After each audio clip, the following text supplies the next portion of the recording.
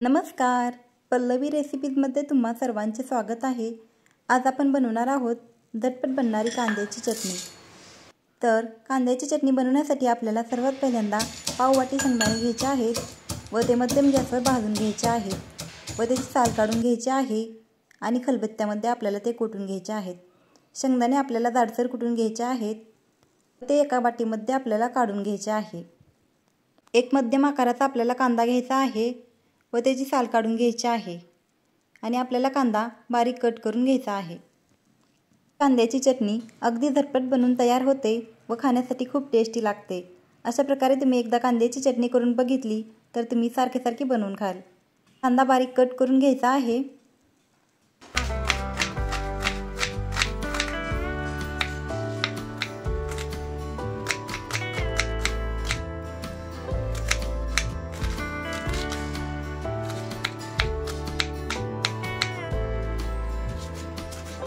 व एक बाउल घ्यायचा आहे व त्याच्यामध्ये कट केलेला कांदा आपल्याला टाकायचा आहे व 5 ते 6 लसूणच्या पाकळ्या आपल्याला सोलून घ्यायच्या आहेत व एक हिरवी मिरची घ्यायची आहे आणि तीही आपल्याला बारीक कट करून घ्यायची आहे।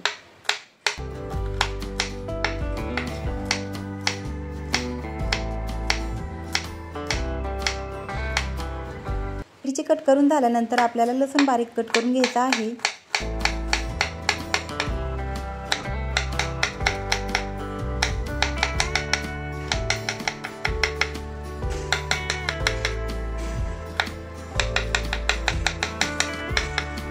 थोडीशी कोथिंबीर आपल्याला धुवून बारीक कट करून घ्यायची आहे।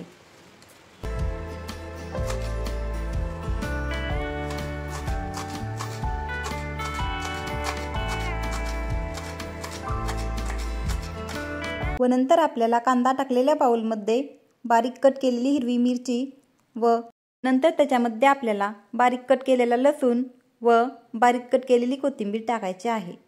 कोथिंबीर टाकून झाल्यानंतर आपल्याला त्याच्यामध्ये जाडसर कुटलेले शेंगदाण्याचे कूट टाकायचे आहे व त्याच्यामध्ये नंतर आपल्याला अर्धा चमचा चिली फ्लेक्स टाकायचे आहे व नंतर त्याच्यामध्ये आपल्याला अर्धा चमचा मीठ टाकायचे आहे व अर्धा चमचा लाल तिखट टाकायचे आहे।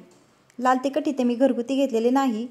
लाल तिखट आपल्याला कलरचे घ्यायचे आहे म्हणजे आपल्या चटणीला चांगला कलर येतो। व 1 चमचाभर तीळ त्याच्यामध्ये टाकायचे आहेत व अर्धा चमचा धने पावडर आणि पाव चमचा हळद त्याच्यामध्ये टाकायचे आहे व अर्धा इंच अद्रकचा तुकडा आपल्याला खिसून त्याच्यामध्ये टाकायचा आहे। अद्रक आपल्याला बारीक खिसून त्याच्यामध्ये टाकायचे आहे।